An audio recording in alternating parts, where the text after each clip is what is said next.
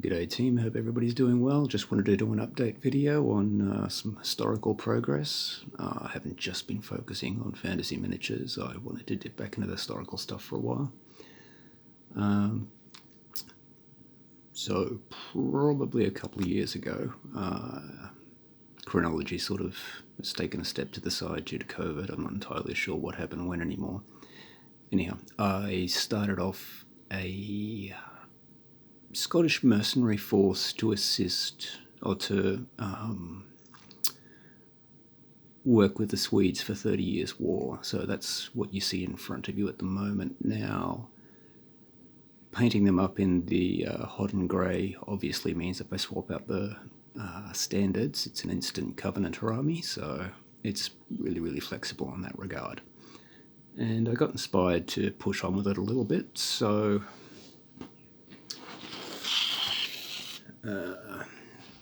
I've been able to add a larger unit of Pike and Shot.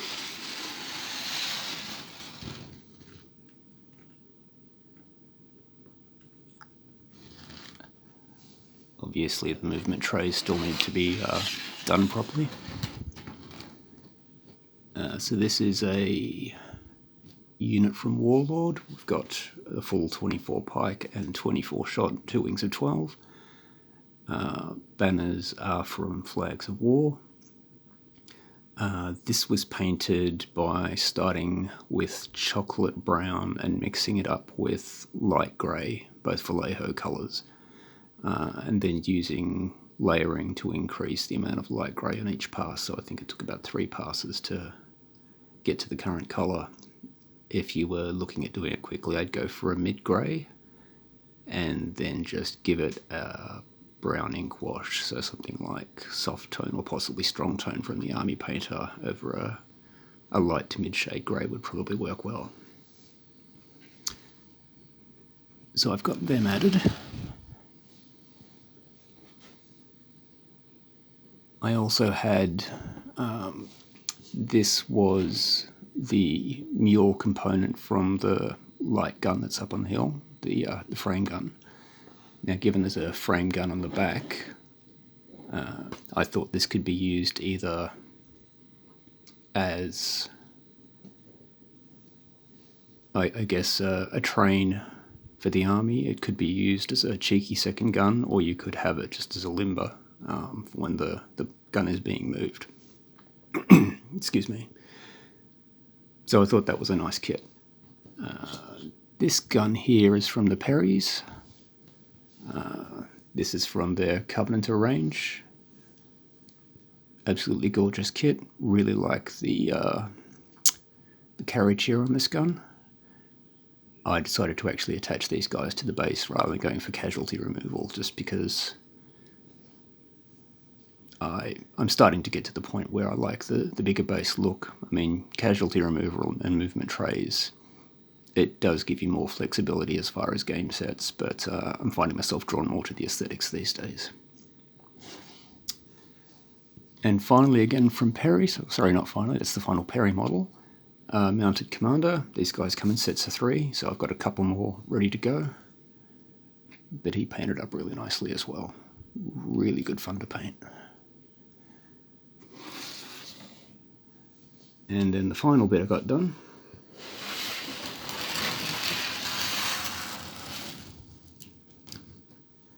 These guys are from Eureka Minis, so I wanted to have some Musketeers actually bow-armed as well, and I found that Eureka had those in stock.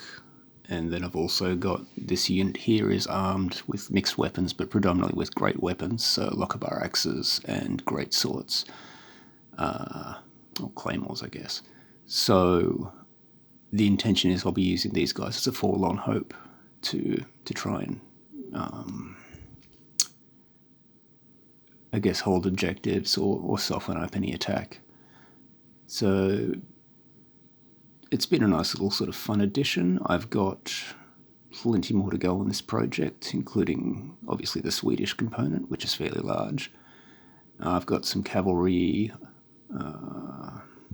dragoons, and a storming party, as well as one more block of infantry. I'm actually quite preferring the look of the 24 compared to the 16 in the Pike block. Obviously more is more, so I'm going to probably try and upgrade the Pike blocks to 24 as well. I'll just slide the camera back a bit. I was also watching a video, Triarius Wargaming I think it was, where he was commenting on trying different things and not getting sort of stuck in habits, and I'm well aware that I've been sort of speed painting fantasy armies using all the cheats and shortcuts I can. And while, yeah, it does get a large amount of minis on the tabletop, and if, you know, someone needed a hand getting something ready for a tournament or a demo game, yeah, I'd probably be a go-to guy. It's not really sort of testing or stretching the painting skills. So I thought I'd take his point and give some different things a bit of a go. So first up, for the Italian Wars, I've got a test block of 6 of the Warlord Landsknecht pikemen. These guys were actually really fun. The takeaway point that I got from this one, though, is it's going to take a long time to do them in small blocks because of all the changing of the colours, which is fine. I'm not in a hurry, and I really did enjoy doing them. But I think if I go for blocks of maybe 24 to 48 at a time, I can just pick up half a dozen and do a bit of yellow, and then when I've got some green on the palette, do another 10 or 11 or whatever it is, rather than just having to put tiny amounts on and then clean the brush out and start again. But yeah, they were really good fun, really enjoyed those. So those were Slash Silk. I had to play with some tartan as well. These are front rank miniatures for the Jacobite Rebellion force that I'm doing. These again, absolutely gorgeous miniatures. Really good fun to paint. The takeaway point with the tartan is I'm trying to do too much with it. I think I need to put on less tartan, so less lines on a wider area, if that makes sense, so it's not so crowded, and just give the idea of tartan rather than trying to give an exact representation. So it was a good exercise having a bit of a practice with these, because I know how to better approach it moving forward, I guess. This is very much going to be a slow grow, labour of love project, as you can probably imagine. Large force full of tartan, so I'm not going to rush this one. It'll take some time. And then finally, I apologise, these guys aren't particularly finished or even well painted. This is just block colours, but I wanted to get a bit of a test or an idea on how to paint up some Persians I've got stashed for an upcoming project. So these are War Games Atlantic plastics. You can't really fault the miniatures, good for rank and file. Nice detail and very affordable. I had a cheeky attempt at doing my usual block out the base colours, add some detail, and then just hit with a bit of a dry brush, and that seemed to sort of take more paint off than it actually highlighted. So I think when I come to do this project properly, I'll take the time and actually do layer painting. Also, shield transfers, if I can get a hold of them, would probably be helpful too. Alright, I hope everybody's been doing well. Thanks for tuning in, and take care. Best of luck with all your projects. Stay safe, and have a great day.